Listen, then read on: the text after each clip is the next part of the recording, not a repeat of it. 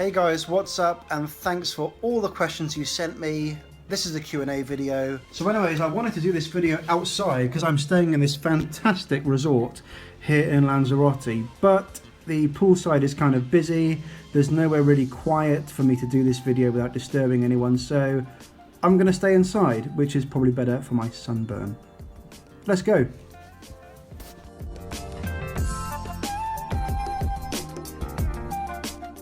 Why do I travel so much? It's my hobby. I don't travel for work. 99% of the videos that you see on my channel are leisure. It's my hobby to travel around on different aeroplanes and experience different modes of transport.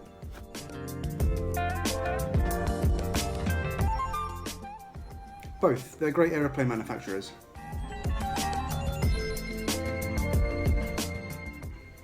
I'm a civil servant. That means that I work effectively for the government in the UK, and I am a social media manager.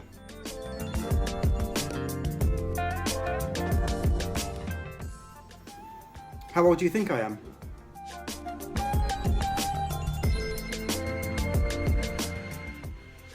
Yeah, I do some research for the captions on my videos.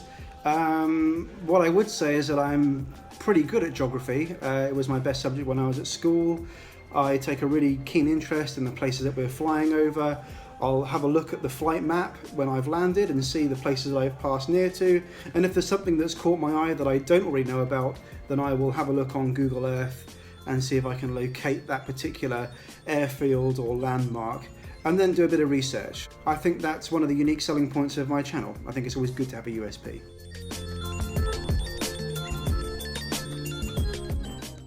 What made me want to do trip reports? That's a really good question.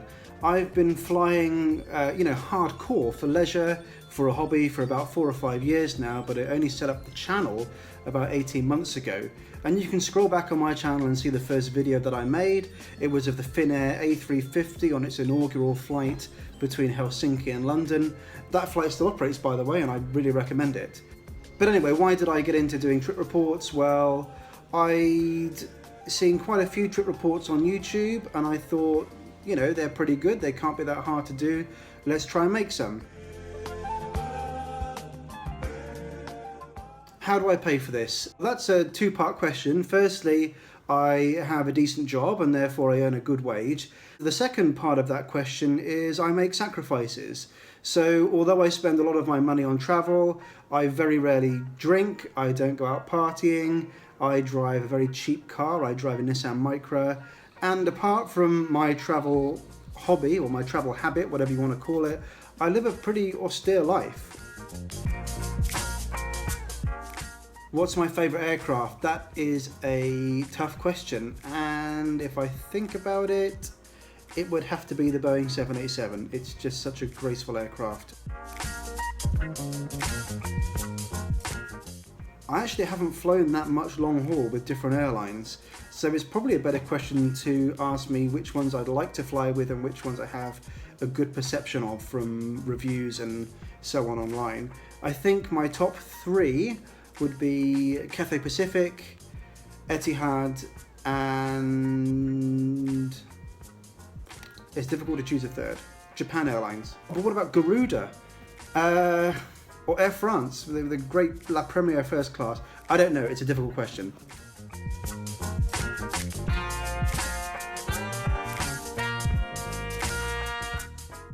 The main difference between rail travel in the UK and in mainland Europe is the way that the market is set up. In the UK, or at least in Great Britain, the market is really set up for you to purchase tickets in advance. It's very expensive to buy tickets on the day, but you can save 70, 80, 90% by booking 3 to 6 months in advance in some cases.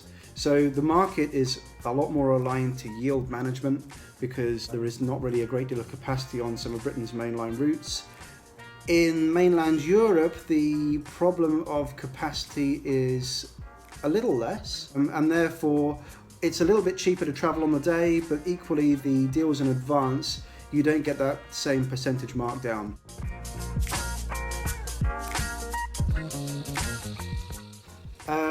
favourite class of train? Well, I'm not really a train enthusiast in the sense of collecting locomotive numbers. I'm more interested in the passenger experience on board the train.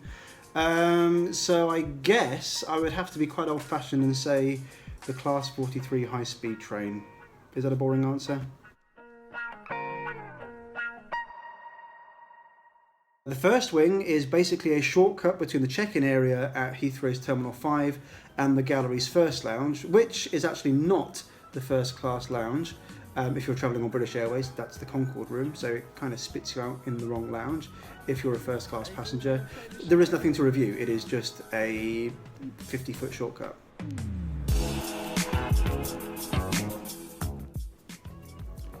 I don't really have an absolute favourite, but you can't beat the exhilaration of flying, I don't think.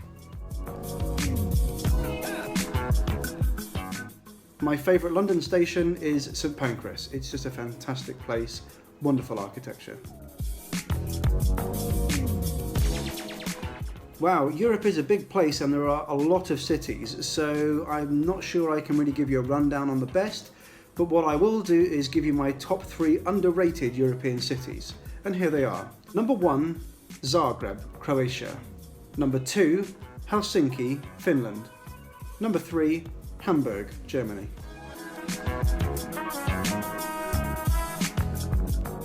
I do have some big trips planned this year. I have an excursion to America, which is happening in July, heading out on British Airways first class, heading back British Airways first class. I'll be there for about a week, travelling domestically, and also travelling on the fantastic Amtrak Empire Builder between Portland and Chicago. A wonderful trip, it's going to make a great video and I'm really looking forward to it.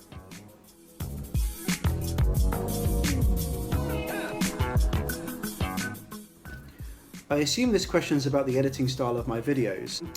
It's kind of difficult to break down why I've changed it, other than it's best practice. This is best practice for YouTube. YouTube will reward channel owners who manage to get people to stay on their videos for as long as possible without clicking away to something in the sidebar that's more interesting. And for me, that means a few things. Firstly, I have changed recently the thumbnails of my videos. Previously, I used to have a colorized photo which had some text over the top, which looked very nice and professional. But the problem is there's a lot of on YouTube where the thumbnail is not representative of the video. And I thought that just by having that colorized thumbnail, in some way people may have been suspicious that that wasn't a still from the video, because it wasn't. It was colorized and edited and so on. So I've changed to having an actual still from the video that tends to show the airline or the place or something relevant that I think will grab the viewer's attention much more so than, you know, just a colorized seat or aircraft. The other thing I do, and one which I would recommend if you're setting up trip reports to do, is to put what I call an executive summary at the beginning of the video. That's the 10-second intro that basically shows you what you're going to see in the next 10 minutes. And that's really important because the viewer can be very easily distracted in the first 10, 15, 20 seconds and click away. So it's really important to satisfy viewers at the very start that this is going to be a full trip report and this is a summary of what you're going to see. I've also kind of sharpened up on some of the music that I use on my videos.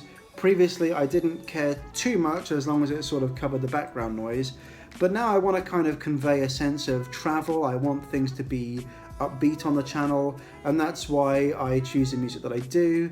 I think that one of the good things that I do on my videos and what I like about them when I watch them back is the taxiing mashups. I'm not sure that any other trip reporter does that. Personally, I get bored watching 5-10 minutes of taxiing. I don't know about you, but it's just that I prefer the way I do it. There's a lot happening on the ground, and that's why I film during the taxiing. There's a lot of interesting stuff to see, but to have 5 or 10 minutes of it is just too long and people will click away. The train trip reports that I've done have really surprised me. Every train video that I've done has got way more views than I would have expected it to, and that's because I think that there is some sort of niche in the market. There are not so many people doing train trip reports in the way that I do them, so maybe I'm just fulfilling a gap in the market. So I do like Doing a train trip, I enjoy traveling on trains. I love cutting the reports. But yeah, like I said, there's a niche in the market. What I would say is that it's a bit more difficult for me to kind of figure out the structure of a train trip video. It's not as formulaic as my aeroplane trip reports, where everything happens in a set order. You know, there's check-in, there's the lounge, there's getting on the plane, there's sitting down, there's taxiing and so on. And I can visualize in my head when I'm actually doing a trip how this is all going to fit together in a video. I don't necessarily get that when I'm doing a train trip report. I often have to sit down and think about what music I'm going to use, how I'm going to edit it, what kind of feel it's going to have. I have to think about that a bit harder, but I love doing them. The most special trip I've ever been on was when I was 16 or 17, when I went to Malawi in Southern Africa with my school. I went there as part of a World Challenge expedition, which is something that some schools offer in the UK. I went to Malawi for a month. I did charity work there, I did some trekking over the mountains, and I did some rest and relaxation as well. It was 4 weeks that I'll never forget. Incredible place. I really recommend that you go if you get the chance.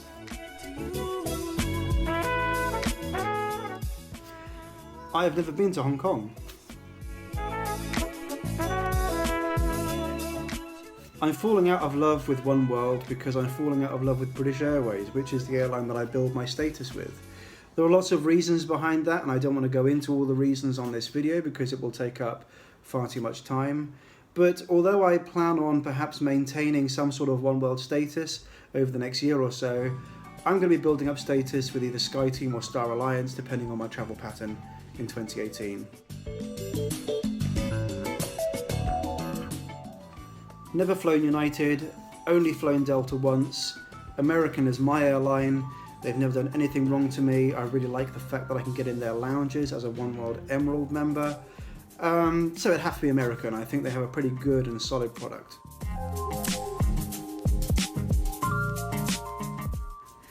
The worst turbulence I've experienced was coming back from Dublin a few years ago. I flew from Dublin to London City in the evening and I had food poisoning. There was the most horrendous turbulence. It was the worst flight of my life, and I will spare you the details. Yes, this is a definite goal for either late 2017 or early 2018. I will fly to Asia. I have my sights set on Singapore, Hong Kong, Bangkok, and possibly even Tokyo as well.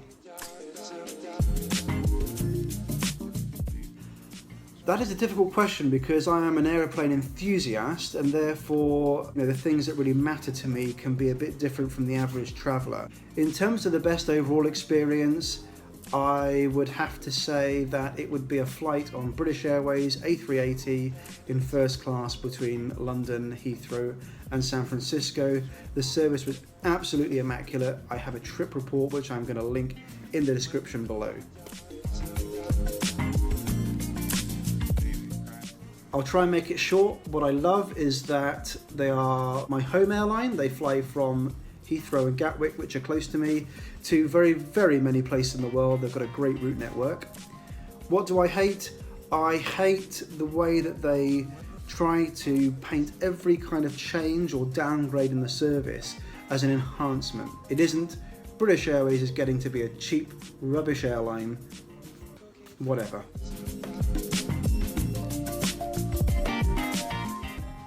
I have no firm plans to visit Iceland, but it is kind of on the list.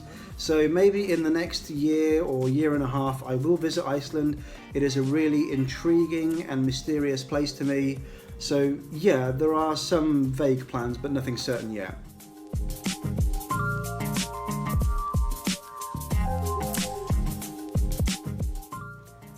My main frequent flyer program at the moment is British Airways Executive Club until I run that down. Because I am kind of divorcing from British Airways at the moment. That's the third time this has come up in this video. I don't want this to be a bitch about BA. It's not about that. There are loads of airlines to choose from. Do I use points to upgrade? Yes. The only time that I use points to upgrade is if I've booked a cheap business class fare and I want to travel in first class. My ultimate trip would be a ride on the Venice-Simplon Orient Express. It's just a fantastic train. I'll link a few videos to it below in the description.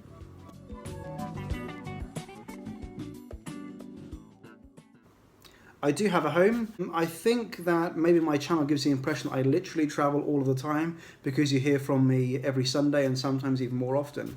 In reality, a lot of my travel is bunched together over weekends or days off. So yeah, it's not always continuous travel.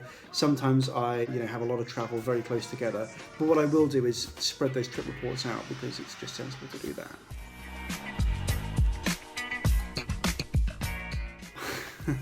I really don't like the aircraft. It's quite irrational. I just think it's flimsy. I think it doesn't feel solid in a crosswind. It's just, I don't like it. There's nothing I can really put on it. I just don't like the aircraft. Sorry.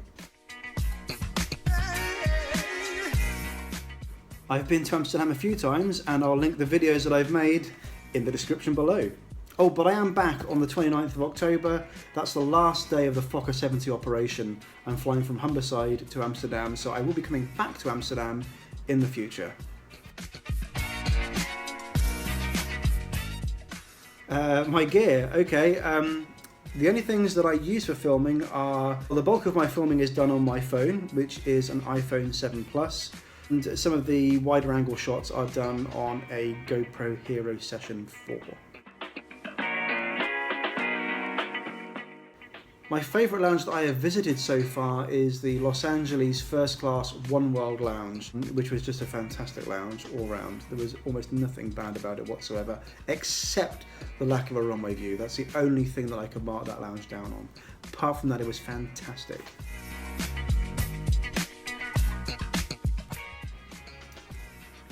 Never say never.